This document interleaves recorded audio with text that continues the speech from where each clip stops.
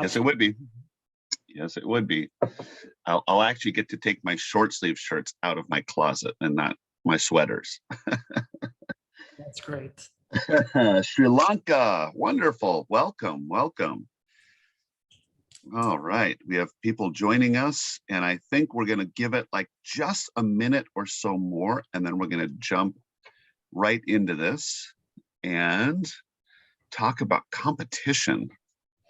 Senya, you just went away there. I saw you for a second there, and I get to introduce you here. There, she's back. Yeah, I just thought maybe people don't need to see me right now. Oh, come on. Hi, everyone.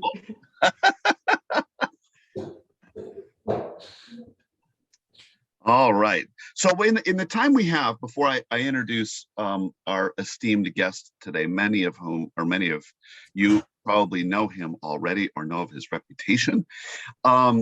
I do want to say a couple things. First of all, if you haven't registered for Congress, please do.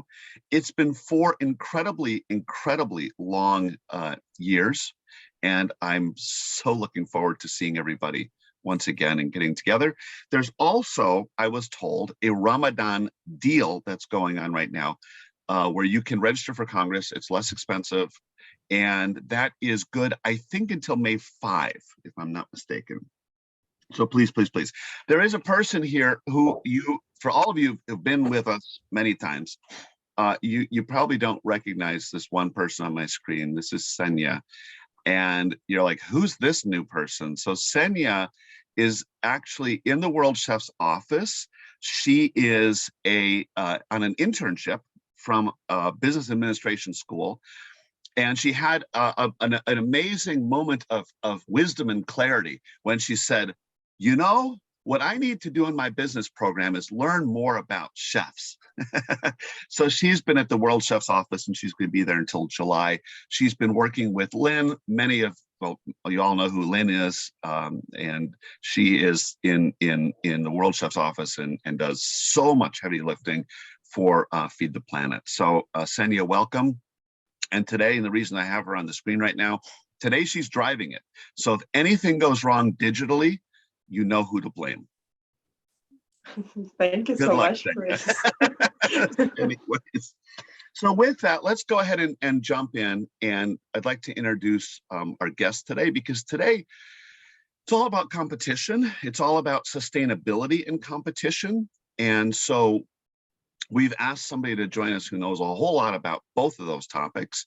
And competitions, it's a big part of what World Chefs, what we do. When you go to Congress, there's a focus on competition, international competition.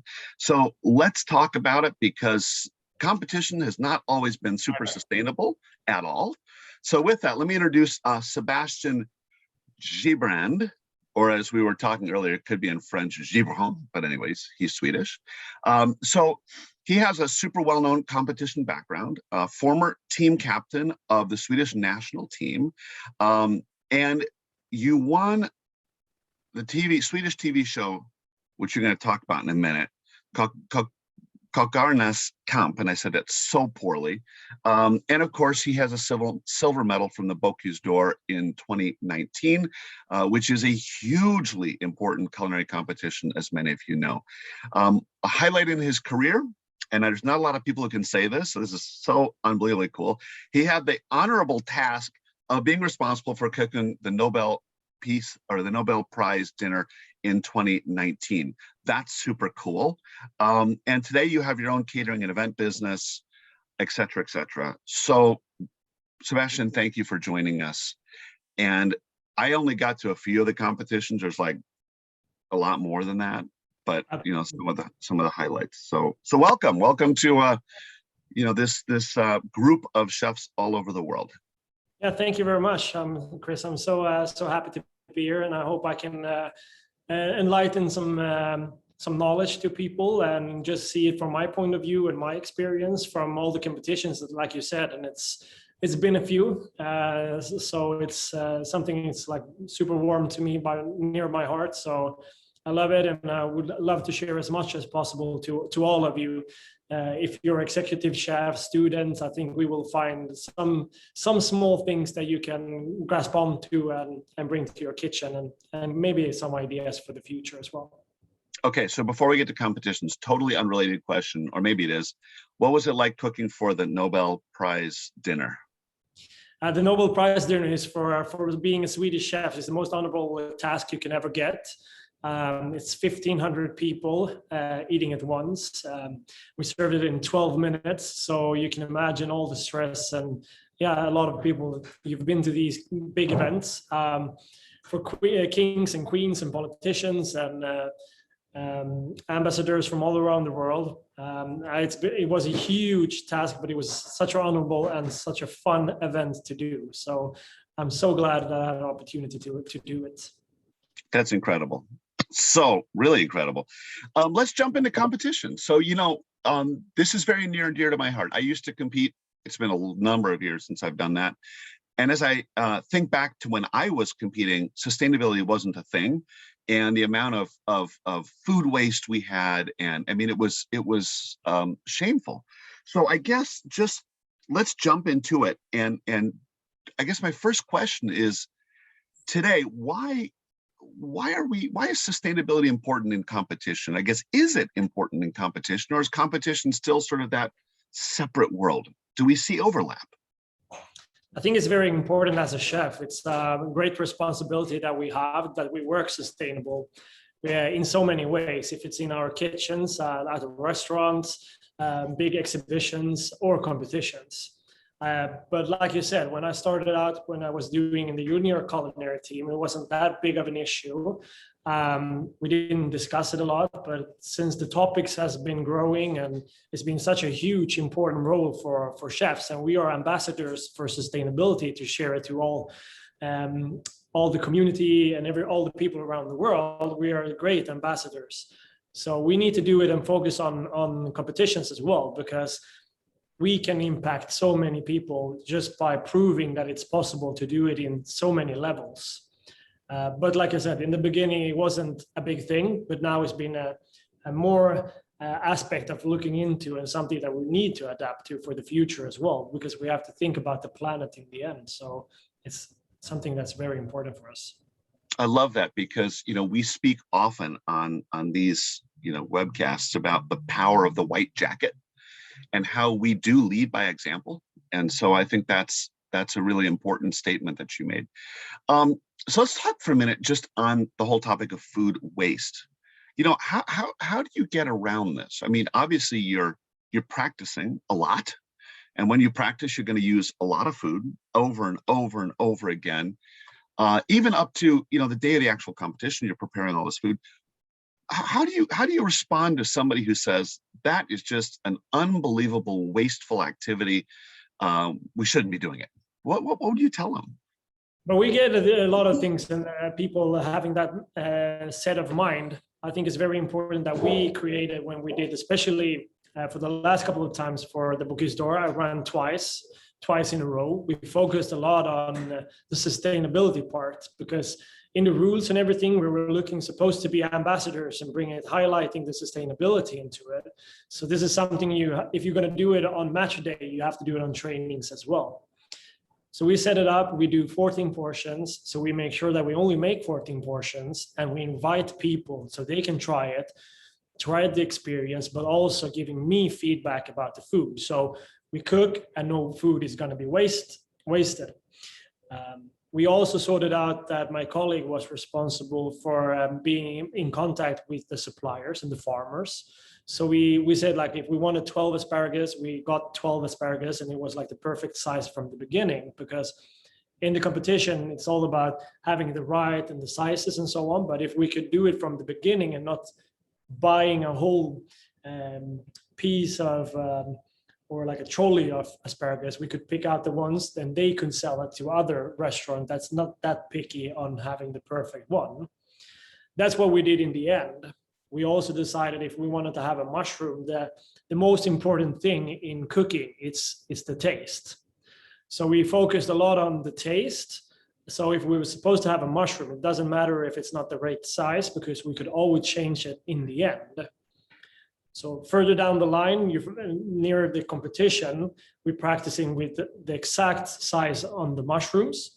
And all the leftovers, we did fermentations, we pickled, and kind of took care of all the leftovers. So we actually used it for another dinner, another training day, and so on. So we don't throw things away. So it's in my mind, and my set of view is it's all about planning, but also focusing on the right elements on the right time. It's not, if you don't have a competition worthy dish in the beginning, you shouldn't be practicing on the perfect and like putting all your focus getting the right mushrooms. You need to focus on taste. So that's what we did. So kind of, if we looked it up in a time schedule, it was like focus on taste, ideas, and then execution. And execution were the ones that we decided to have the best amount, had some extra, but then we also have an idea and plan for doing with all the waste. So planning is a big important factor in cooking competition and reducing waste. I love what you talked about in terms of, when you, in the beginning of the whole competition practice, you're not so worried about the perfect, asparagus. It could be a little bigger, a little shorter. But as you get to the end, when that is essential to have those things that are perfect, I love this idea of working with your suppliers and asking them to do the selection process for you, so you don't get, as you said, a whole trolley of asparagus, and now what do you do with the rest of it? I think that's brilliant. Let's talk for a minute about local, okay? Because obviously in sustainability we talk a lot about local. You just mentioned farmers. How does that work into international competition? In terms of you're going to France to compete in the Bokeh Store. How does that work with suppliers, local farmers? Do you highlight them? Tell us a little bit about that relationship. But it's depending on what the competition is. For like Bokeh Store, we could bring our own vegetables to the competition. So if it was a certain vegetable that we really wanted to highlight because we need to show our nationality in the dishes, we had conversation with the farmers of taking this perfect vegetable, biodynamical and locally produced and everything. So we get the right flavor intended and bring it to the competition. But that could be like one certain amount. But we also, with the network that we have, with all you chefs here, we always have somebody around the world that we know that has their own network. So like, for instance, having a carrot for chopping down, we could have the suppliers on site. So we actually called our French chefs, our friends, and got the best suppliers in France, giving that kind of the extra vegetables. But if it was certain vegetables that we needed to have, that we knew the original from, and from the Swedish local produce, then we had that kind of contact. So it kind of mixing it out and just like sharing with the network. And that's the most amazing thing we have with the restaurant business. So we have friends all over the world, and we are so happy to help each other. And that's something you also see in competition. It's like, you go into a competition, it's a fight, but afterwards it's kind of your best friends. And that's what I love with this community. Interesting, this whole question of community. It's like looking at the chat boxes over here. This is this community. And it's really fun to hear you say actually that you go and do battle, and then afterwards you're best friends. And if you need a carrot, somebody helps you, which is that's essential. So let's talk a little bit about scoring. Let's talk about rules. More competitions today, as you know and have said, is they're putting sustainability as one of the topics. Tell me a little bit about that. I mean, is this something that is an essential component? Can somebody win and be completely unsustainable? Tell me a little bit about how that works from the judge's perspective. Do they care? I think we've implemented this. I can only talk from the previous competition with Bokeh Store, that they implemented the rules and the regulations that you should work a lot more about sustainability, reducing the waste. There is some scoring, but the problem is now is cooking is so subjective. So there's no objectivity into these competitions and the scoring. So in the end, a lot of the chefs, you have the kitchen jury, they will score you down on how much waste you have and so on. But it's not that, like, the margins is better for taste. So if you do the food and you enjoy the food, I don't think that a lot of jury members will think about the sustainability in the dish, they will see what's in front of you and how it's prepared, and the most important, the taste.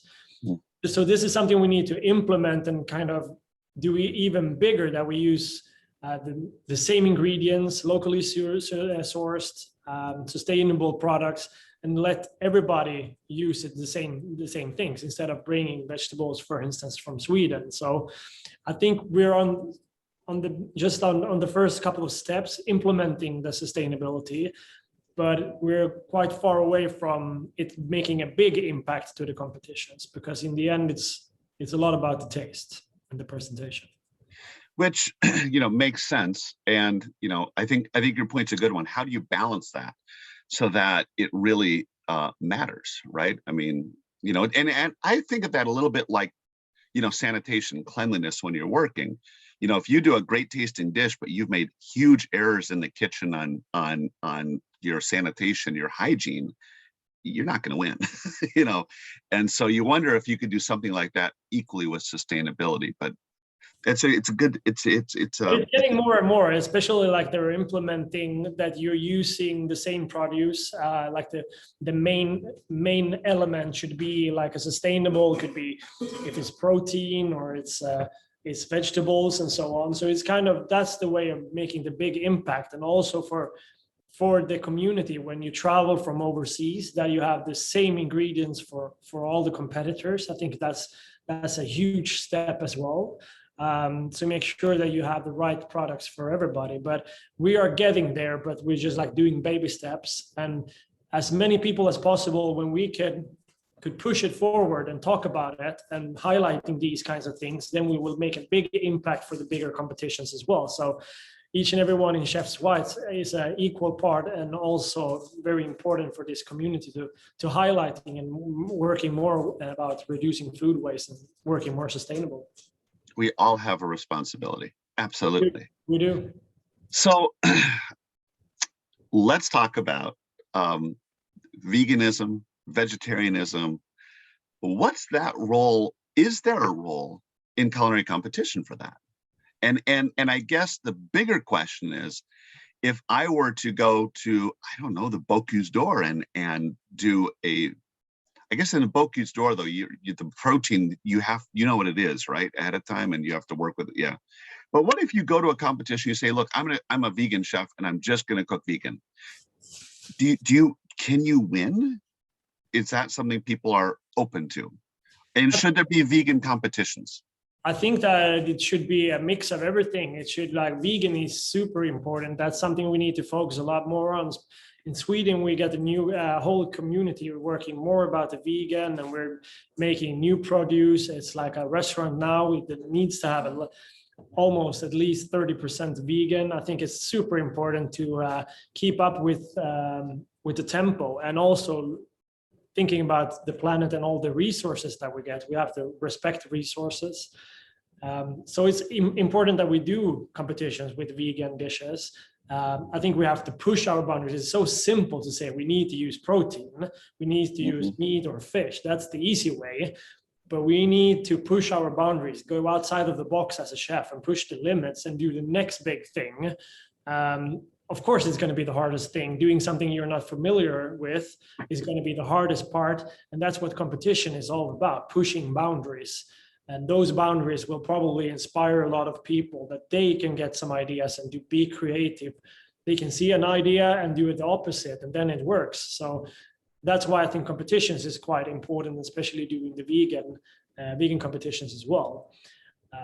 By saying that, I don't say that we necessarily have to exclude meat and proteins, because we need animals to go out and do on the on the landscape, go out eating and flourishing and walking around for the pollination and so on and so on. So it's a quite big impact, but I think we need to reduce meat. And when we do eat or protein, and when we do eat it, it should be of the best sourced meat we could ever get.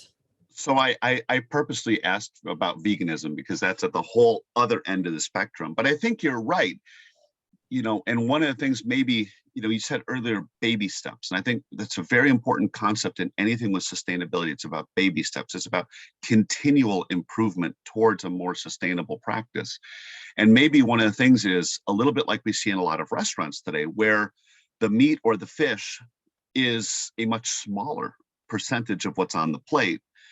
Even sometimes where we have what, the menu flip is, where the vegetables are the main course or the main focus, and the meat is sort of the extra thing on the plate, or the fish is the extra thing. Can you do that in competition? Would that work? Would the judges say that's a really neat idea? Yeah, but absolutely. I've seen a lot of changes, especially when I look at the culinary teams.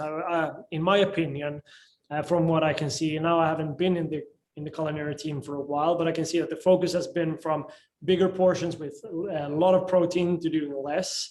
So kind of, as in the rules, you can change it to making it, and that's kind of the modern way of cooking, especially I think around Europe. I think the focus is less protein and more of the vegetable dishes. I also think it's good for your health, because you need to provide with variety in your dietary. So we need to have the diversity of foods and vegetable proteins, carbs and everything, and fibers and everything. So we need to adapt with it, and that's the modern way. So I think there's no way of hiding from that. I think that's the future, and it will be for a while. Absolutely. And so I guess the question is, as a competitor, as you're making your dish, you're planning, can you use sustainability to help you win?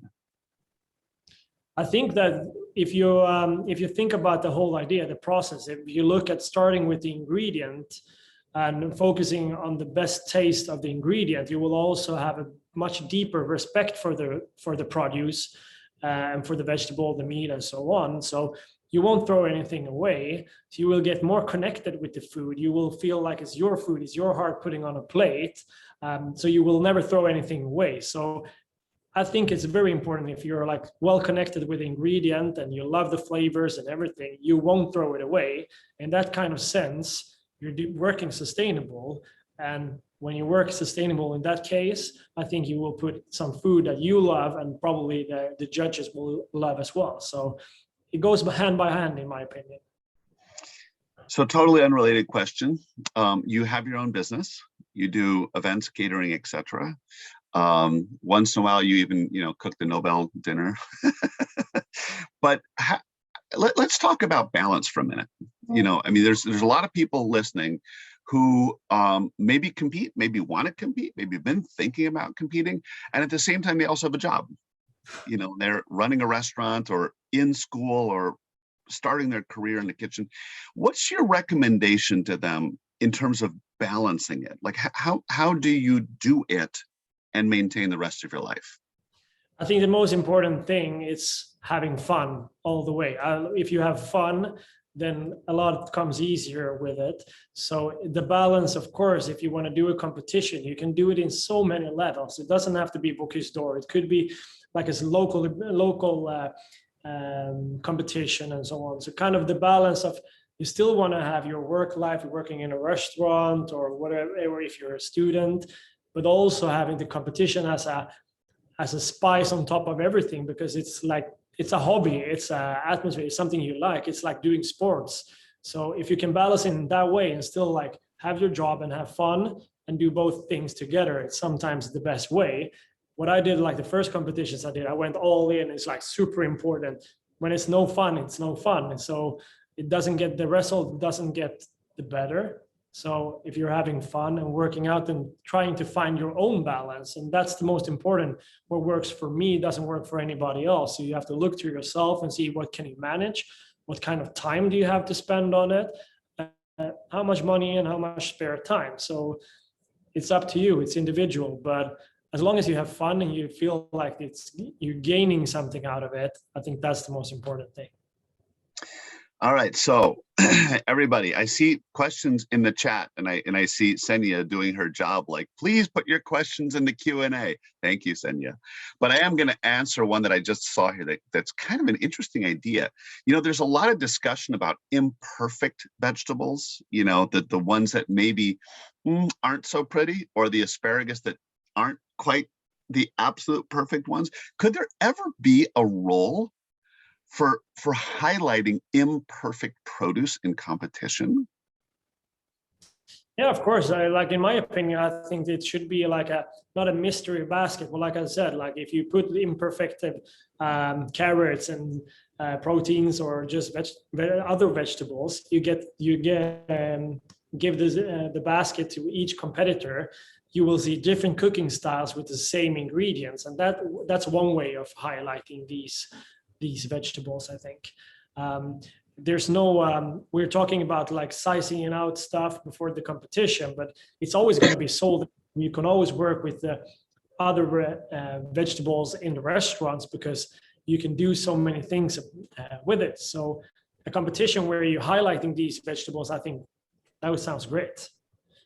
Yeah, there was a comment here about maybe like having access, I think it is, if I'm reading it right, to like a greenhouse of stuff, where and I think this is a really interesting idea. Instead of giving people, the perfect, right? And it's not that you're giving them, poor quality from taste or it's not at peak ripeness, but it's ugly and people are going to throw it away. But ugly is also individual. What you think is ugly is not what I think is ugly. I can see the beauty in things somebody else doesn't. So it's kind of up to you to make the perfect dish. And if you start with a great produce, it's still like the taste is the most important. So even if it doesn't look so fancy, it still could be perfect carrot puree or something that's accomplishing the dish. So I don't see any limitations. All right, World Chef's competitor people, let's think about that one. There's a question here about, so I'm going to read this one. So how do you deal with your ability to bring your own vegetables if you're coming from a place like Australia, or, overseas countries? Do you agree that, that European chefs have, therefore have an advantage? In other words, it's hard to get. Yeah, absolutely. I've been discussing a lot with my fellow colleagues when I'm competing, like from Iceland. They have the same problem bringing in vegetables and so on. Of course, it's going to be unfair if we can bring vegetables from Sweden and so on compared to like Australia, the US, and China or Asia. So that's why I think it should be more important than focusing on competitions that you get a basket and this is what you get. Cook as much as you can out of it, because then it's going to be equal for each and everybody. It will be equal in fairness of sustainable for money for not making the shipments. It's going to be sustainable for not transportation, and it's going to be equal with the same amount of produce. I think that would be the most fair of competing, because you will always have some struggle of making the fairness and bringing stuff in from all around the world. It would be the same when, for instance, when I competed in South Korea, I had problems bringing it to Asia. And so there's always going to be a problem in those cases. And that's a hard solution because it's government and politics of bringing vegetables and produce. It's tricky. So that's why I think it should be more and more focusing on the sustainable part of like the provider of the competition also provides with, this is a basket, this is what you get, do the best out of it, showcase your skills. I think that's, from all the fairness, I think that's the best. I love it. That's really a great, and of course it's local and all that goes with that. Another question, it's not really so much a question maybe, but well, sort of a question, but I'm just going to read it because I think it's an interesting thought. And it goes like this: during COVID lockdown, we had lots of virtual competitions. And, in the opinion of this chef, it's, makes more sense, right? No travel, no, carbon-based fuels, etc. You could do these, you could have them judged by world chefs, judges. What are your thoughts on that? Is this something that we should pursue?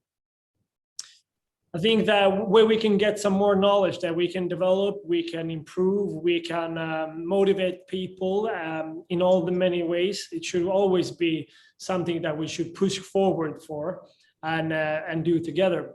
But food for me is something you need to experience, something you need to eat, flavor you have to smell, you have to taste, so many levels. So I think it's going to be hard, but you can do it as long as you push your boundaries and we kind of develop as a business, a whole industry. I think all the parts we can do is for the better. But for me, food is all about taste. Yep, I would agree with you. And yet at the same time, we've all learned that a lot is possible virtually that we never thought about. So, it's a really interesting question. Absolutely. You can share a lot of ideas, and that's what competition is all about. I think it's like you having one from each country or whatever, like for Bokeh Store, and everybody do their thing, and you come to a competition and you change the experience. This is something you can do virtually every day. So I think in so many ways it's good, and our business and industry is so open-minded of doing new things, thinking in new ways, and create new opportunities. So I think that as a chef 50 years ago, it was unacceptable thinking about cooking like we do now or having a conversation like this, but the times change and we have to adapt to it. So I'm super of the modern version of cooking and sharing experience. Definitely. That's awesome. So 2 really fast questions, and we're going to wrap it up here. And the first is, from your point of view, and really very honest and straightforward, how can you make the Bokeh Store a more sustainable competition? But it's like I said, it's bringing the produce that you will get it from the supplier. We discussed last time it was supposed to be one platter provided by the organization, but then everybody bought another plate and putting it on top of the other plate. Then it's not sustainable in my part of view, but that's like kind of expenses of equipment. Food-wise, I think it's, like I said, it should be, we have this Metro that's a big sponsor on the competition where you can go and pick your vegetables. It should be that kind of way. These are the ingredients you can get. Pick what you want and cook. You don't have to bring it from all around the world. That's going to be more sustainable. We're going to reduce a little bit with, last time I did a 3-course menu and the platter. The 3-course menu, we had to make a box, a takeaway box. That costs money. It's expensive, and we need to transport it from Sweden to France. So I think we should adapt a little bit of having the same equipment serving on for everybody. Good point. There was a comment here in the chat that I thought was really interesting, and that is, and maybe if I'm understanding it right, wouldn't it be interesting if you have during the competition, at the end of it, the judges score it, these people win, blah, blah, blah. But if there was a separate award for the most sustainable cook menu, looking at, the ingredients they've done, the choice of how they've done that, the use of water, use of energy, how much waste, it would be kind of curious to sort of give a separate something. Could be the same as the person who won, but that would actually give it a little more focus. Just a thought, and maybe. Yeah, but absolutely. I look at the Formula 1. You have like the fastest lap gives you extra points and so on. That could be like if you win that or you get high scores on that, that will give you an advantage and rise in the rankings. So absolutely, as much as we can motivate working sustainable and reducing waste is the best way, I think. All right, last question, and I ask everybody this. One piece of advice for the people here who are listening all over the world, who maybe are thinking about competition, getting involved, maybe they are competitors. What's your one piece of advice for them? If I'm going to say something, it should be like, do what you like yourself. If you cook the food that you love, then I think a lot of people will experience the same way as you do. So do your own thing and have fun. I think that's the most key ingredient of cooking. If you have fun and you do your own thing, the food will taste a lot better. That's great. Chef, thank you for your time with all of us. These were really, it's a great conversation. I've learned a lot, and I suspect the people who have been listening have also. Thank you, and shout out to Senya, your first running of one of these. You did great. Thank you so much. And of course, to Lynn, who's always behind the scenes making everything happen. And to all of you for the time you take to join us. Time is a precious gift. So thank you. And Chef, once again, have a great day. Thank you. Everybody, we'll see you in a month. Take care. Bye-bye.